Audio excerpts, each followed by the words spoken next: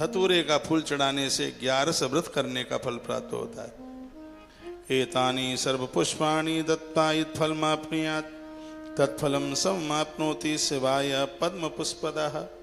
फिर कहा कि जितने भी ये फूल चढ़ाने की मैंने बात की है, भगवान नारायण कहते हैं वह अकेले पद्म पुष्प प्रदान करने से। कहा अभी तक जो मैंने जितना बताया है, कहा गया कि धतूरा चढ़ाओ, तुलसी चढ़ाओ, और भी तमाम चीजें चढ़ाई हैं। कहा महादेव के ऊपर एक कमल का फूल चढ़ाने से धरती के जितने फूल हैं संपूर्ण फूल चढ़ाने का फल तत्काल प्राप्त हो जाता है। तालियां तो आपको बजानी ही नहीं है। कमल फूल भगवान शंकर को इतना प्रिय है। कमल के तत्फलम सम आपनोति शिवाय पद्म पुष्पदा। पद्म कमल को कहते हैं। तो कमल का फूल चढ़ाने से कितना फल मिल जाता है। पद्म पुष्पात् परम नान्यत् शिव प्रीति कर्म सदा तस्मात् पर प्रसूनानि देहम संकल्प संभवे। का शंकर को पद्म पुष्प से अधिक प्रिय कुछ भी नहीं है। अतः तुम संकल्प लेकर के भगवान शंकर का पूजन पद्म पुष्प से करो। आप कहोगे तो क्या कमल, तो क्या बेलपत्र से भी ज्यादा प्रिय कमल? ये कथा तब की है जब बेलपत्र पैदा ही नहीं हुआ था, इसलिए इस कथा को सुनना जरूरी है। भगवान नारायण ने कहा कि कमल के फूल से प्रिय, कमल के फूल से प्रिय कुछ भी नहीं शंकर जी को। तो तत्काल सुन किसी ने पूछ लिया, हमने तो सुना है कि महादेव को बेलपत्र बहुत प्रिय है, तो क्या कमल का फूल भगवान को बेलपत्र से भी ज्यादा प्रिय है? तो कह दिया गया कि कथा तब की है जब बेल का पेड़ ही पैदा नहीं हुआ। तो अगला प्रश्न कर दिया कि हम ये भी पूछना चाहते हैं, तो फिर कमल, तो फिर ये बेल का वृक्ष कब पैदा हुआ, कैसे हुआ, किसके द्वारा हुआ? तो आज यही तो कथा सुनाने के लिए हम आपको बैठे हैं। ये कथा सुन लें और ये ध्यान में रहे, धरती के जितने फूल हैं, बहुत वैरायटी के फूल हैं, सब फूलों को चढ़ाने से जितना फल प्राप्त होता है, महादेव के ऊपर एक कमल का फूल चढ़ाने से उतने फल की प्राप्ति हो जाती है। ये वर्णन किया गया, लिखा है तत्फलम समाप्नोति शिवाय पद्म पुष्पदा। एक फूल कमल का। अब देवी क्या कहने लगी, तुक्ता देव देवेन लक्ष्मी पद्मालया शोभा पद्म पुष्प प्रदानाय संकल्पम प्रचकारः। मैया ने कहा कि अब मैं भगवान को प्रत्येक दिन 1000 कमल के फूल समर्पित करूंगी। ये संकल्प लक्ष्मी मैया ने ले लिया। 1000 कमल के फूल अपने हाथों से तोड़ना, उसको जल में धोना, 3 बार गिनना और भक्ति युक्त भगवान शंकर को चढ़ा देना। ये मैया लक्ष्मी का काम प्रत्येक दिन चलने लगा। चढ़ाते चढ़ाते 1 वर्ष व्यतीत हो गया। वर्णन किया 1 साल। एवं वर्षे गत प्राये कदा चिन्यन जलदेश सुता। जलदेश सुता यानी जल की बेटी लक्ष्मी माता। आप जा रहे हैं? ठीक है, फिर जल्दी आइएगा।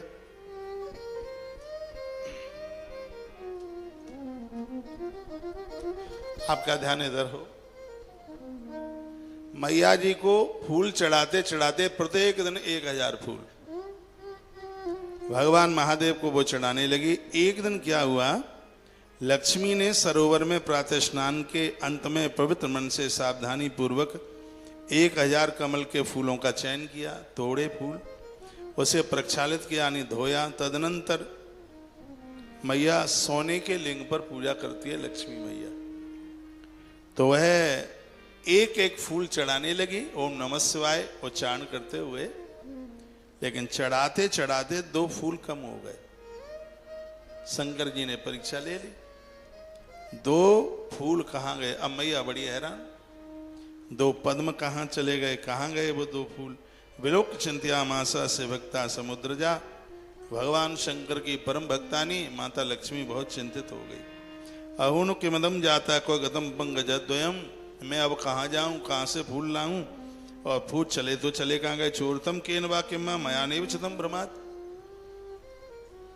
कोई चुरा के ले गया है या मुझे भ्रम हो रहा है। मैया विचार करने लगी, किसने हर लिया, अथवा मैंने भ्रमवश 2 कम गिना है क्या। 2 कम नहीं थे, महादेव ने चुरा लिए 2। जो भी हो, मुझे धिक्कार है कि आज मेरा संकल्प टूट रहा है।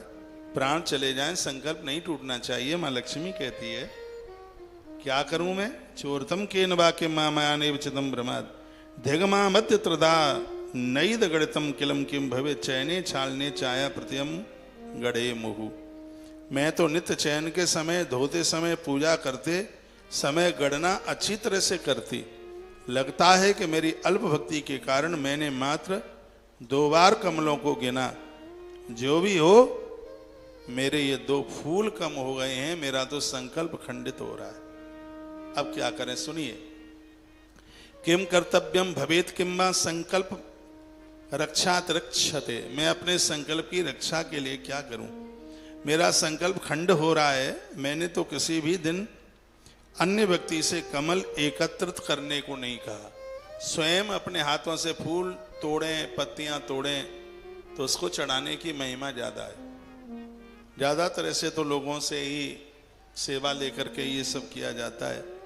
लेकिन माँ लक्ष्मी कहती है कि मेरा तो संकल्प ये था कि जब तक फूल चढ़ाऊंगी अपने हाथों से चढ़ाऊंगी, और आसन छोड़कर पूजा का सामान लेने से पूजा खंडित हो जाती है। इसलिए कहा गया कि पूजा की जितनी सामग्री है पहले रख लो। आप पूजा में बैठे, ये चीज नहीं है, आसन छोड़ करके गए, तो आपकी पूजा पूरी नहीं मानी जाएगी, उसमें फल की कटौती हो। कभी दिए में जलाने को आप माचिस ढूंढने को चले जाते हैं, कभी जनेऊ ढूंढने को चले जाते हैं।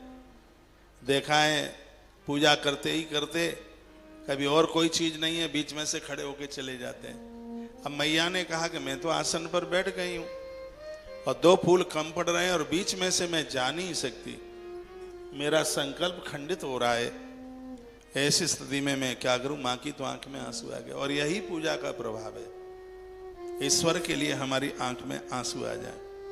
आसन छोड़कर अन्य स्थान पर जा नहीं सकती, तथापि 2 कमल कम होने के कारण मेरे संकल्प की हानि हो रही है। अदत्तयो पंकजयोरपि संकल्प हानि कृतः। संकल्प मेरा टूट रहा है, क्या करूं। कथा समझ में आ रही है क्या। इसी कथा में बेलपत्र पैदा होने वाला है, इसलिए सुनिएगा। तो इतेवम चिंतयत्ता च मनसा निष्कामसा सस्मार वचनम विष्णु रति काली यथोदिता। इस श्लोक में लिखा है, मां लक्ष्मी कहती है कि एक बार ऋतुकाल में मेरे पति ने मुझे ये कहा था कि लक्ष्मी तुम्हारे पयोधर साक्षात कमल के फूल की तरह है।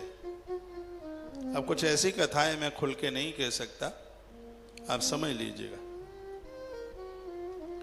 तो भगवान ने मुझे ये बोला था कि मेरे पयोधर कमल की तरह हैं। तो 2 कमल के फूल कम हैं, मैं अपने दोनों पयोधर को काट करके और भगवान के ऊपर चढ़ा करके अपने संकल्प की रक्षा करे लेती हूं। ये कथा नहीं सुनी होगी कभी। पयोधर मीन्स नारी स्तन। तो बगल में चाकू रखा हुआ था। ईश्वर की लीला देखिए, चाकू ढूंढना नहीं पड़ा, वो वहीं रखा था पास में।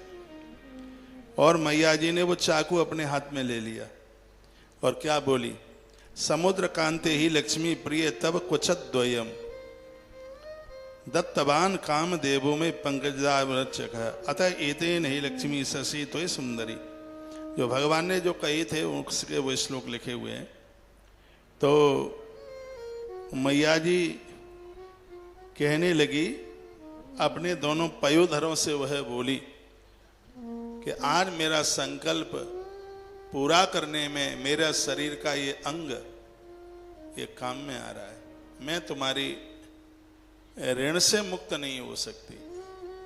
और यहां लिखा हुआ है कि मैया जी ने चाकू उठा करके और अपना बायां पयोधर काटकर महादेव के ऊपर चढ़ा दिया, शंकर जी के ऊपर चढ़ा दिया। लिखा है, इति निशत्त मनसा देवी पद्मालया सुभा दधार कर्तकाम हस्ते छेत्तुम ते स्तन पंकजे। स्तन पंकजे वर्णन किया गया है। पंकज माने कमल, मैया ने अपना स्तन ही और कमल के रूप में भगवान शंकर के ऊपर चढ़ा दिया। अब एक फूल की कमी है, तो जैसे ही वह अपना दूसरा पयोधर काटने को तैयार हुई, उसी समय सोने के शिवलिंग में से भगवान महादेव प्रकट हो गए। देर नहीं लगाई, भगवान शंकर जी आविर्भूय स्वर्णलिंगा जगादा तुरेताश्रियम, भोलेनाथ उसी समय स्वर्णिम लिंग से शीघ्र ही प्रादुर्भूत हो गए और माता लक्ष्मी को शिव क्या कहने लगे। ये मनगढ़ंत कथाएं नहीं है, ये ऐसी घटना घटी है। तो शंकर जी ने क्या कहा, माथा समुद्र तनयो मां छिदम स्तनम परम यत्ते छिन्न स्तनो वामो जायतम पुनरेवसा। भगवान शंकर कहते हैं, हे माता, हे सिंधु की बेटी, आपने स्तनक छेदन आपने बायां किया है और मेरी दृष्टि पड़ते ही तुम्हारा बायां स्तन आपकी छाती पर देखेगा, तुम्हारा कटा हुआ बाम स्तन पुनः उत्पन्न हो जाएगा। शंकर जी कहते हैं, यश छिन्न स्तनो दत्तो मल्लिंगो परते शुभ, कह दिया मैं तुम्हारी परम भक्ति को जान गया हूं और मैं बहुत प्रसन्न हूं। तुमने जो स्तन काटकर मेरे स्वर्ण में लिंग के ऊपर ये तुमने समर्पित किया है, वह पृथ्वी पर तुम्हारी भक्ति का मूर्तमय स्वरूप बेल वृक्ष के रूप में प्रकट होगा।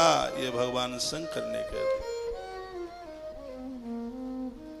ये मुझे नहीं कहना चाहिए, हो सकता है कि मेरी बात कह करके लोगों को ठीक ना लगे, बढ़िया ना लगे, इसलिए बेल फल की कुछ आकृति ऐसी होती है। ग्रंथकार कहते हैं, वह पृथ्वी पर तुम्हारी भक्ति का मूर्तमय स्वरूप बेल वृक्ष के रूप में एक पवित्र वृक्ष उत्पन्न होकर धरती पर तब तक रहेगा जब तक सूर्य और चंद्रमा अंबर आकाश में रहेंगे।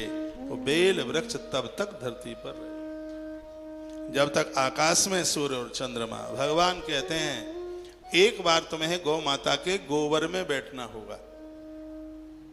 ये भगवान नारायण का, भगवान शंकर का कहना है, जब सभी देवी देवता गौ माता के विग्रह में बैठेंगे तो तुम्हें स्थान गौ माता के गोबर में मिलेगा। और जिस समय तुम गौ माता के गोबर में तुम विराजित होगी, उसी समय तुम्हारी छाती से एक वृक्ष पैदा होगा, उसी का नाम बेल वृक्ष होगा। ये बड़ा अद्भुत वर्णन किया। हे लक्ष्मी, यह वृक्ष मेरे लिए परम प्रीति जनक है तथा उससे मेरी पूजा होगी, इसमें तनिक भी संदेह नहीं है। स्वर्ण मुक्ता प्रभाल प्रवृत्ति रत्न तथा अन्य जो भी कुछ हैं वो मुझे उतना प्रसन्न नहीं कर सकती जितना कि कहा गया कि जितना के बेल पत्र मुझे जितना प्रसन्न कर लेगा। भगवान शंकर कहते हैं, हे देवी लक्ष्मी, मेरे ऊपर वस्तुएं चढ़ाने से बहुत पुण्य प्राप्त होते हैं, लेकिन बेल पत्र चढ़ाने से ज्यादा कोई चीज चढ़ाने पर फल मिल जाए ऐसी कोई वस्तु नहीं है। ये भगवान भोलेनाथ बोले, कहा यथा में त्रीण नेत्राणी यथा गंगा जलम स्ममम तथा प्रियतमो लक्ष्मी त्रपत्र श्री फलक्षदा। तो भगवान भोलेनाथ क्या कहते हैं, जैसे मुझे गंगा जल प्रिय है, मुझे अपने तीनों नेत्र प्रिय हैं, उसी प्रकार से मेरी तीन आंखें ही तुम्हारी छाती से बेल वृक्ष के रूप में वो प्रकट हो जाएंगे। इसलिए बेल वृक्ष तो, बेल के पत्ते तो 4 पत्ते वाले भी, 5 पत्ते वाले भी, 11 पत्ते वाले भी, लेकिन कहा लिखा है यहाँ तथा प्रियतमो लक्ष्मी त्रपत्र बिल्वक्षदः, लिखा है मुझे 3 पत्ती वाला बेलपत्र बहुत प्रिय होगा। ये भगवान शिव के शब्द है।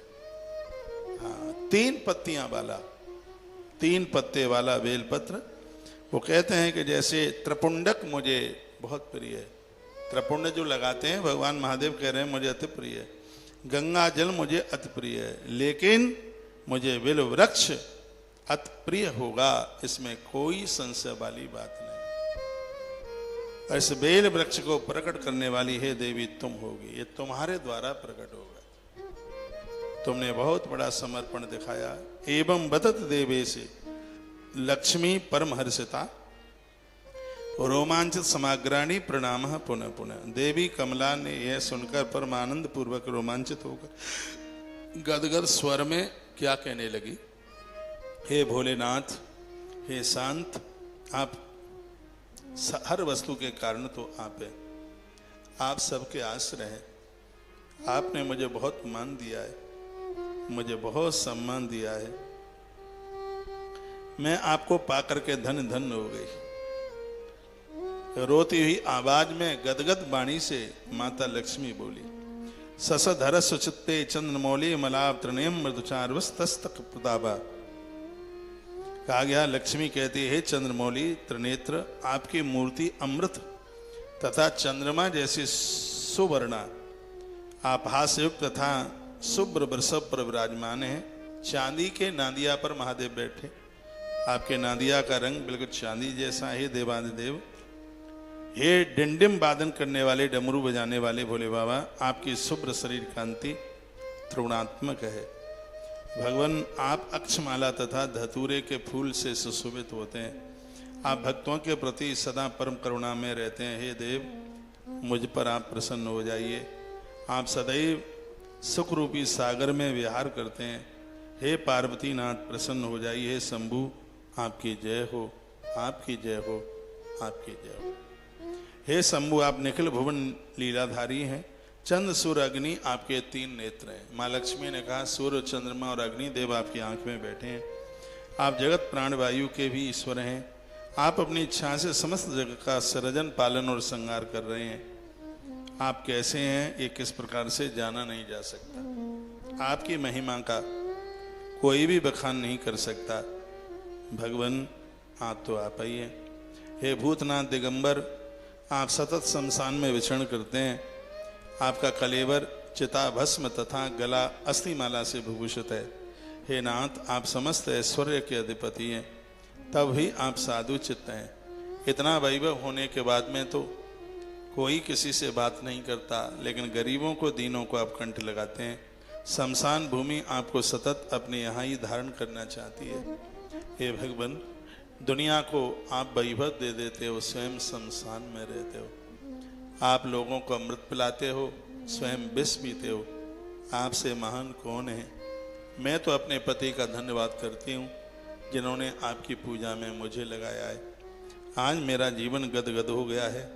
आप मेरे भगवान ही नहीं, आप मेरे गुरु हैं। माता लक्ष्मी बोली, हे श्री गुरु कह करके, गिरस गगन गोप श्री गुरु नीलकंठ क्षय कर हर दुखम दुखंतम प्रसीद। स्तुति में श्री गुरु कहकर माता लक्ष्मी ने संबोधन भगवान विश्वनाथ को किया है। आप गुरु हैं, आप गिरीश हैं, आप सबके प्रति सतत प्रसन्न रहते हैं तथा संकट से सबकी आप रक्षा करते हैं।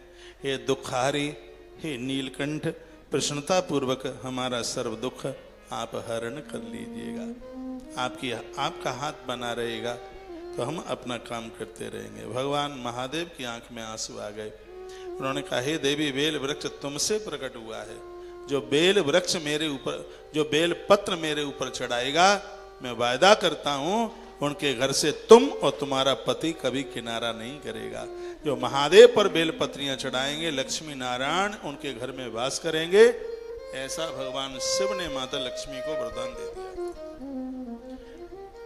अभी तो आप सुनिए बेल की महिमा, बेल वृक्ष की महिमा। माता लक्ष्मी की छाती से बेल वृक्ष प्रकट हुआ।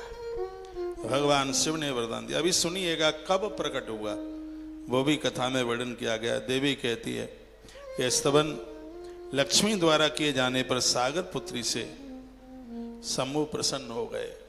माँ दुर्गा बोली, उन्होंने लक्ष्मी से कहा, हे सुवे विष्णु कांते, मैं तुमको इच्छित वर प्रदान करूंगा, तुम हमसे वर मांग लो, क्या चाहिए। तो मैया क्या कहती है, लक्ष्मी ने कहा, हे प्रभु, आज मैं आपकी भक्ति के प्रभाव से सच में नारायण की पत्नी बन गई हूं। हे देव, आपका जो साक्षात्कार मुझे मिला है, इससे बड़ा मेरे लिए और वर क्या होगा। जिनका दर्शन कोई पाने में समर्थ नहीं है, आज मैं उन भगवान महादेव का दर्शन कर रही हूं। क्या इससे भी और कोई बड़ा वर हो सकता है क्या, जिसको मैं मांगू। त्वत् दर्शनात् प्राप्त वरा सदाहम निगदेयता, नमः शिवाय शांताय एव मस्तु वरम परा। इससे भी बड़ा क्या कोई वर होगा, जिनका दर्शन कोई पाने में समर्थ नहीं होता। मैं उन भगवान शंकर का दर्शन कर रही हूं। मैं आपकी बार बार प्रार्थना करती हूँ, बस मुझे एक चीज दे दो, क्या? मुझे आप अपनी अचल भक्ति दे दो, आपके चरणों में बस मेरा मन बना रहे, क्योंकि एकमात्र आप ही हैं जो भक्तों का अभिष्ट करते हैं। मांग लिया। इतुक्ता सा तथिक्ता महेशंत्रधे सखी कपाल मोचनक क्षेत्रे वृक्ष बिल्वो कुर्जिता। कहा गया है, पूछा गया कि बेल कहाँ प्रकट हुआ, कौन सी जगह पर, तो और कब प्रकट हुआ? का वैसाखे शुक्ल पक्षे तृतीय आयाम से द्वया जातो वही श्रीभृत्या महतम तस् कथ्यते। जाते तो श्रीफल, इसका नाम दूसरा नाम श्रीफल है बेल वृक्ष का। जातो तो बेल के 21 नाम है, उसमें एक श्रीफल भी है। जाते तो श्रीफल तरु देवा सर्वे सभा सभा ब्रह्म नारायण शापी देव पत्नी समागता। देवी कहती है, सखियों यह है बेल वृक्ष बैसाख मास के शुक्ल पक्ष की तृतीया को, जैसे हम अक्षय तृतीया कहते हैं, वाराणसी की धरती पर यह वृक्ष सबसे पहले प्रकट हुआ। जहाँ पर एक जगह है वाराणसी में, और उस जगह का नाम है कपाल मोचन। बड़ा अद्भुत स्थान है यहाँ, जहाँ पर भगवान शंकर के हाथ से ब्रह्मा जी का मस्तिष्क चिपक गया था, इसलिए तो उनका नाम कपाली है। और जहाँ पर ये मस्तिष्क ब्रह्मा जी का गिरा है, बनारस में वाराणसी में, उस क्षेत्र को कपाल मोचन के नाम से जानते हैं। तो इस ग्रंथ में लिखा है कि बेल वृक्ष वाराणसी में पैदा हुआ, सबसे पहले प्रकट बनारस में हुआ है, वाराणसी में। बैसाख शुक्ल पक्ष कब पैदा हुआ? जिसे हम अक्खा तीज के नाम से जानते हैं, अक्षय तृतीया के नाम से जानते हैं। तो अक्खा तीज वाले दिन, अक्षय तृतीया वाले दिन बेल वृक्ष बिल्व वृक्ष महाभागा मई सदा प्रिया शिव दर्शन कृत ज्योति प्रसीदाब्द सुतास्तना। ग्रंथ में लिखा है कि बेल वृक्ष महादेव को इतना प्रिय है, सुबह जागते जागते जिसने बेल वृक्ष का दर्शन कर लिया, भगवान नारायण कहते हैं लक्ष्मी, उसने साक्षात गिरीश यानी भगवान महादेव का प्रत्यक्ष रूप से दर्शन कर लिया। इतनी बड़ी महिमा है इस बेल वृक्ष की।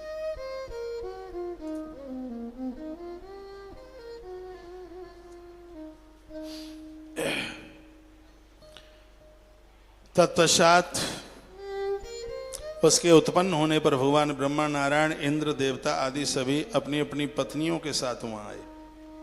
सबने बेल पत्र की पत्तियां जो शंकर के तेज से देदीप्यमान हो रही थी, सबने पत्तियां तोड़ तोड़ करके भगवान महादेव के शिवलिंग के ऊपर चढ़ाया। कहा जाता है कि जल सिंचन करते हुए अत्यंत सुखपूर्वक वहां देवता बेल वृक्ष की जड़ों में निवास करने लगे। तदनंतर भगवान विष्णु ने उनकी रक्षा हेतु कहा कि सरोवर का रक्षण भैरवनाथ के साथ और भी देव करेंगे। कहते हैं बेल वृक्ष को काटना नहीं चाहिए, उसको उजाड़ना नहीं चाहिए। कहते हैं कि बच्चों की हत्या का पाप लगता है जो पूरी शाखा को काट के ले आते हैं। बेल वृक्ष की पत्तियों का चयन होता है, पूरी शाखा नहीं काटी जाती। लोग पूरी शाखा उखाड़ करके ले आते हैं। भगवान नारायण कहते हैं लक्ष्मी ये बड़ा अपराध है। भगवान नारायण बेल वृक्ष के 21 नाम बता रहे हैं। जो इन 21 नामों को रोज लेते हैं उनको क्या मिलता है फल? 21 नाम कौन कौन से सुन लें।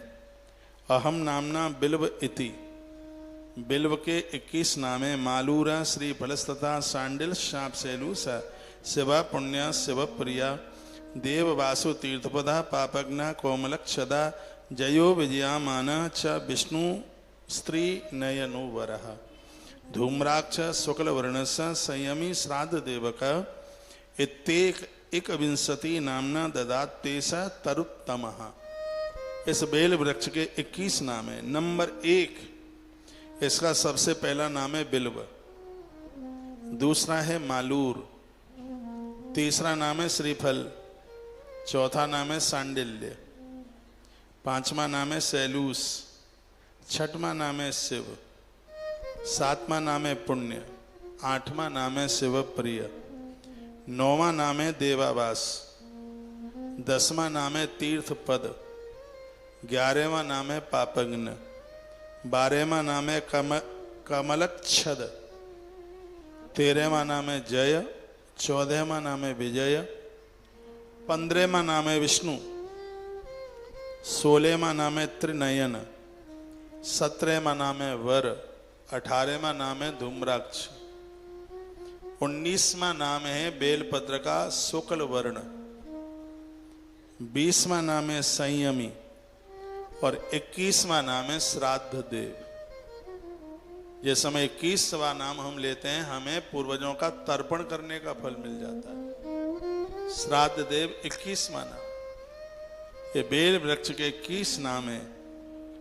वर्णन किया गया है इसकी महिमा क्या है।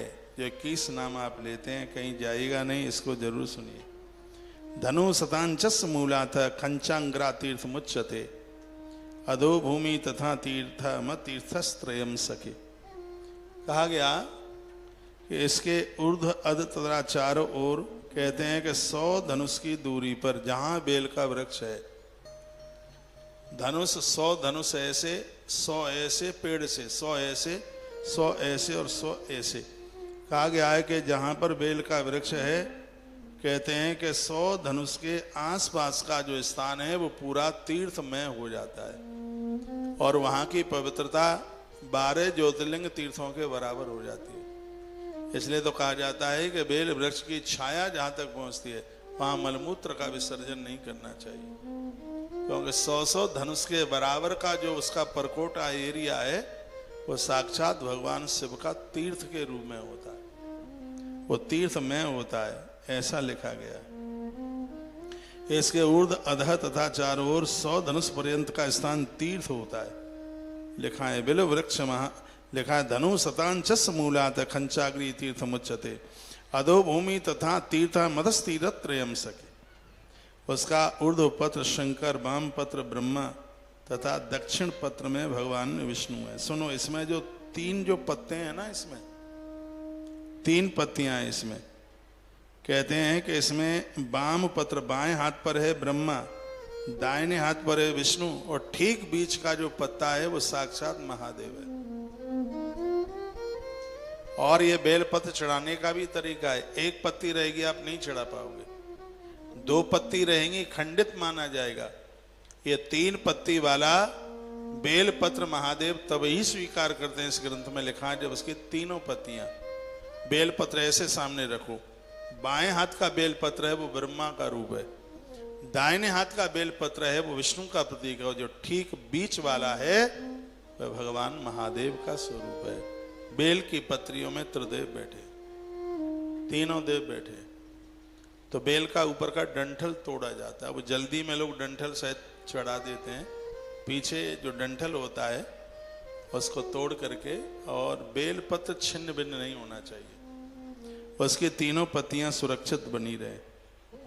तो कहा गया है कि उसका दक्षिण पत्र में विष्णु है। जो व्यक्ति इसकी छाया का उल्लंघन करके जाता है उसकी आयु का नाश होता है। जो पामों के नीचे बेल पत्रों को कुचलते हैं उनकी संपत्ति का नाश होता है। वर्णन है हरते लंघनादायु पादस प्रसाद श्रियम हरेत। जो इसको पामों से कुचलते हैं, श्रियम हरेत, भगवान उसकी संपत्ति का हरण कर लेते हैं, घोर गरीबी जन्म ले लेते हैं। इसलिए ध्यान रहे, भूल करके भी पाम से बेल पत्ता नहीं कुचले।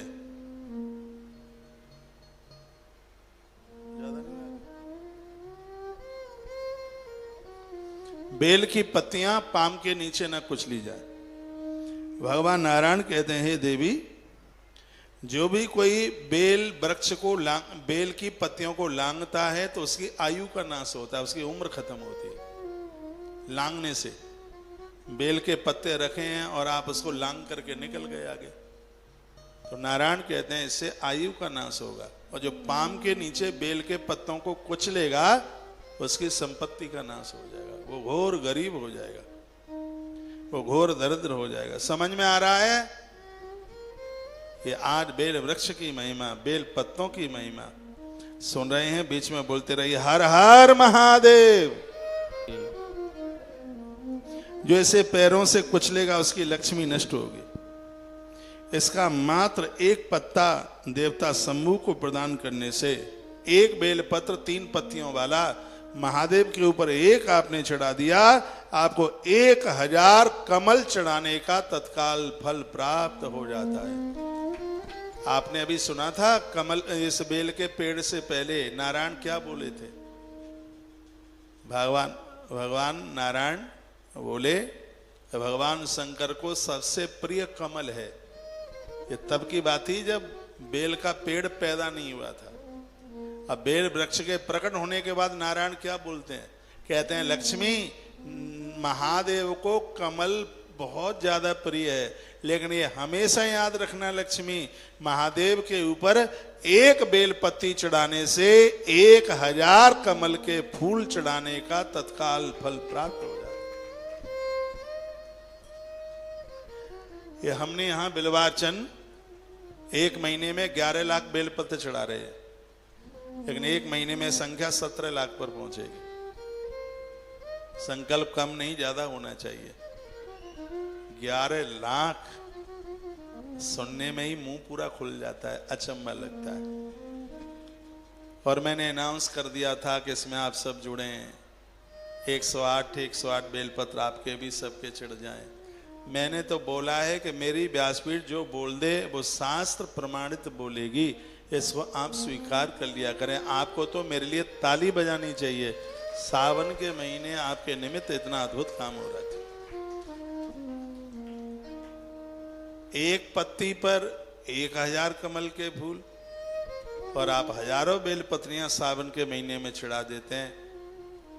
तो अब आप यह सोचिए कितनी बड़ी महिमा हो गई। और कमल के फूल का मातम्य आप सुने हैं। माता लक्ष्मी ने कमल के फूल चढ़ाने के लिए 2 फूल कम पड़ रहे थे, अपना पयोधर काट डाला, संकल्प नहीं टूटने दिया था। तो यहां क्या कहा गया? यहां बोला जा रहा है, भगवान विष्णु ये कथा सुना रहे हैं। भगवान विष्णु कहते हैं कि मात्र एक त्रिपत्ता चढ़ाने से, त्रिपत्ता का मतलब है एक ही पत्ते में 3 पत्ते हों, 3 पत्तियों वाला एक पत्ता कोई शंभू को एक बेलपत्र चढ़ा देता है, हे देवी 1000 कमल के फूल महादेव के ऊपर चढ़ाने का फल तत्काल प्राप्त हो।